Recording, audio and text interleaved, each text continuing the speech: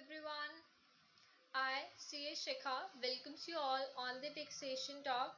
In this video, we are going to discuss the provisions under Section 206AB, which provides the deduction of TDS at the higher rate in case of non-filers of income tax return.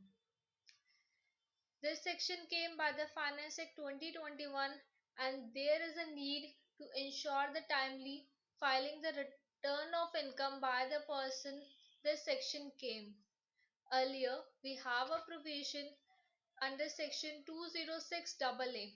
That section provides that if PAN is not furnished by the deductee, his or her TDS shall be deducted at the rate of 20%.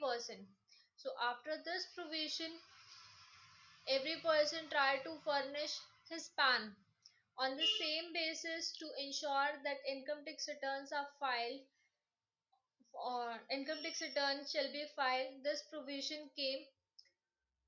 So what are the provisions we are going to check? So in what cases this higher TDS rate shall be applicable? These higher TDS rates shall be applicable where the assessee who has not filed the income tax return for both of the two assessment year, जिस साल में आप उसका check कर रहे हैं कि TDS deduct कर रहे हैं, उससे टू प्रीसीडिंग असेसमेंट ईयर्स में अगर assessee ने अपनी इनकम टैक्स रिटर्न फाइल नहीं करी है, वो has not filed the income tax return and the time limit for filing the income tax return under section 139(1) has been expired. And the third condition is this: the amount of TDS in each of the two assessment year. The amount of TDS means both should be combined. TDS और TDS का amount in both the two assessment year जिनकी return file नहीं किया है, that is 50,000 or more.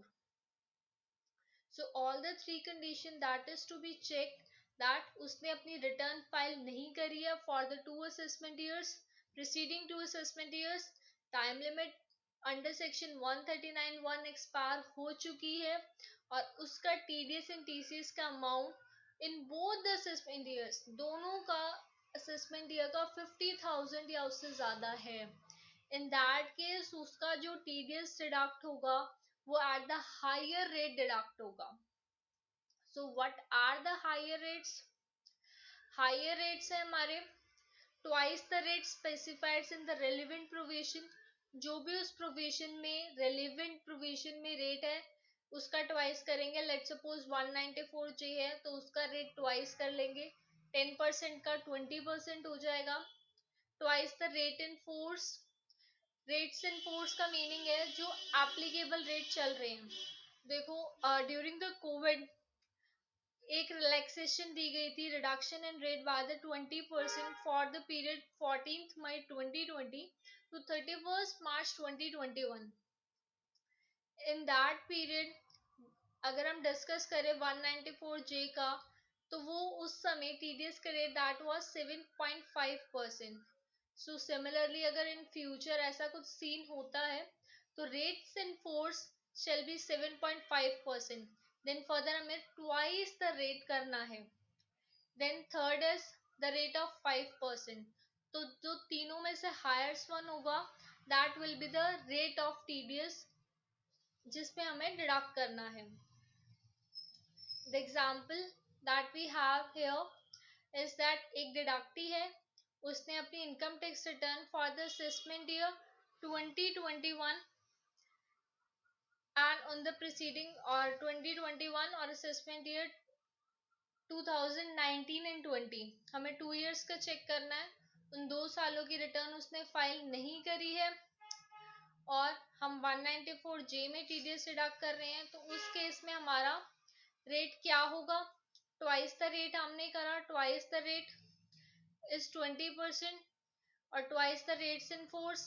अभी तक rate in force 10% ही है तो उसका ट्वाइस 20%. Next is 5%. सो इन तीनों में से हायर है 20%. So TDS shall be deducted at the rate of 20%. Next is what are the exclusion from this section? किन किन केसेस में सेक्शन एप्लीकेबल नहीं होगा. That section shall not be applicable in case of deduction of TDS on salary income, TDS on premature withdrawal of EPF that is covered under section 194A, TDS on winning from lottery, TDS on winning from horse races, TDS by securitization trust, TDS on cash withdrawal, and the non-resident who does not have PE in India, उसके ऊपर ये provisions applicable नहीं होंगे. Next एक और हमारे पास होता है कि उस एसएससी ने अपनी ना तो income tax returns for the preceding 2 financial year file करी है और अब हमें पैन भी शो नहीं कर रहा, तो उस केस में हमारा क्या सीन है. उस केस में हम देखेंगे कि क्या रेट्स है as per this section. As per this section क्या रेट हमारा निकल के आता है, मीन्स जो रेट्स इन फोर्स है, rate as per the section है, उन दोनों को ट्वाइस करा, देन 5% करा, विच एवर इज हायर करा, एक as in accordance with this section rate निकल के आएगा. और रेट हमारा जो 2060 है, जो 20% का रेट बोलता है, तो उन दोनों में से जो भी हायर होगा हम उस रेट से टीडीएस डिडक्ट कर लेंगे उस एसएससी का. अब बात आती है सेक्शन एप्लीकेबल कब से है. ये सेक्शन हमारा आया है बाय द फाइनेंस एक्ट 2021 और फाइनेंस एक्ट 2021 ने बोला है that this section shall be applicable from the 1st July 2021. ठीक है, तो from the 1st July 2021 onwards we are going to check the applicability of this section. तो हम जब भी टीडीएस डिडक्ट करेंगे हमें उस डिडक्टी से एक डिक्लेरेशन लेनी होगी that he or she or that company firm or any assessee whatever it is that it has filed his return of his income for the preceding 2 financial year. अगर हम अभी डिस्कस कर रहे हैं हम जुलाई ऑनवर्ड्स टीडीएस डिडक्ट करेंगे और उस दैट केस में हमारे 2 प्रीसीडिंग ईयर्स होंगे असेसमेंट ईयर 2021 और असेसमेंट ईयर 2019 एंड 20. हमें इन 2 सालों का कंसिडर करना है. हमें उनसे डिक्लेरेशन लेनी पड़ेगी that they have filed their income tax return for the preceding 2 assessment years, जो 2 असेसमेंट ईयर 2021 और assessment 2019 and 20 that they have filed their return of income. And in case उन्होंने अपनी रिटर्न ऑफ इनकम फाइल नहीं करी है तो वो declaration दे दें कि सेक्शन 139(1) की टाइम लिमिट एक्सपायर नहीं हुई है. वैसे तो इन दोनों असेसमेंट ईयर्स के लिए टाइम लिमिट एक्सपायर हो चुकी हैं. अगर इनकेस उन्होंने अपनी return of income still file नहीं करी है तो उनसे हमें डिक्लेरेशन लेनी होगी कि उनका टीडीएस का अमाउंट, टीडीएस एंड टीसीएस का amount is not more than INR 50,000 rupees. तो हमें फॉर दिस प्रैक्टिकल एप्लीकेशन हमें हर केस में अपने एसएससी से, अपने डिडक्टी से एक डिक्लेरेशन लेनी है क्या उन्होंने रिटर्न फाइल करी है या नहीं करी है. फाइल नहीं करी है तो उनका टीडीएस का अमाउंट क्या है. ये डिडक्टर की रिस्पॉन्सिबिलिटी है क्योंकि डिडक्टर के ऊपर लाइबिलिटी आएगी कि उसने सही रेट से टीडीएस डिडक्ट करा है या नहीं करा है. फॉर द बेटर अंडरस्टैंडिंग हम उस केस में एसएससी की मीन्स उस डिडक्टी की रिटर्न ऑफ इनकम ले सकते हैं अगर उसने रिटर्न ऑफ इनकम फाइल करी है. अगर रिटर्न ऑफ इनकम फाइल नहीं करी है तो हमें उनकी 26 ईयर्स लेने चाहिए ये चेक करने के लिए कि उनका टीडीएस एंड टीसीएस का अमाउंट लेस देन है 50,000 rupees. So I hope I made you clear this provision 206AB. ये सिमिलर प्रोविजन हमारा टीसीएस में भी एप्लीकेबल है.